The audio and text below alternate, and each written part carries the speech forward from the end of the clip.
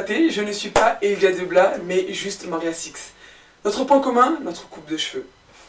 Exceptionnellement, Blaka sera aujourd'hui Kaïka. Lundi 17 août, le troisième Premier ministre de la République malienne de l'ère IBK, Modibo Keïta, a déclaré que la rentrée gouvernementale aurait lieu jeudi 20 août 2015. Dans le Mali que je connais et que vous connaissez, sans doute, je ne vois pas ce qui a pu motiver des vacances pour un gouvernement en place depuis moins de 6 mois. Avec tous les chantiers qui attendent l'exécutif, comment ont-ils pu se mettre en vacances?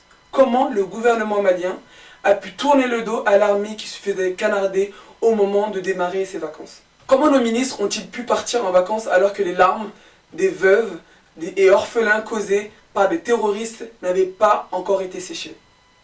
Cette rentrée politique débutera par un conseil des ministres.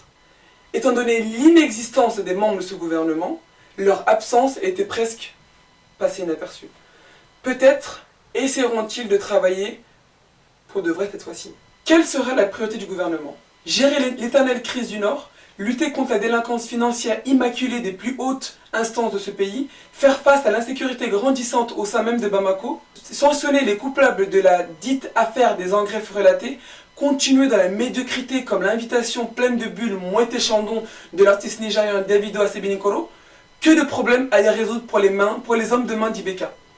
Le président ayant changé de conseiller de communication, qu'il n'écoute jamais, va-t-on voir un gouvernement qui anticipera les choses et son addiction? Peut-on faire du neuf avec ces vieux?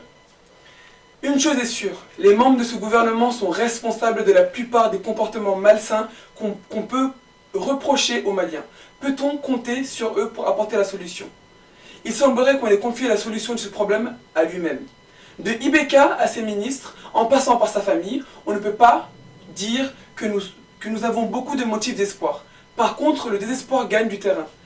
Souhaitons-leur quand même du courage pour un devoir qu'ils n'auront jamais accompli.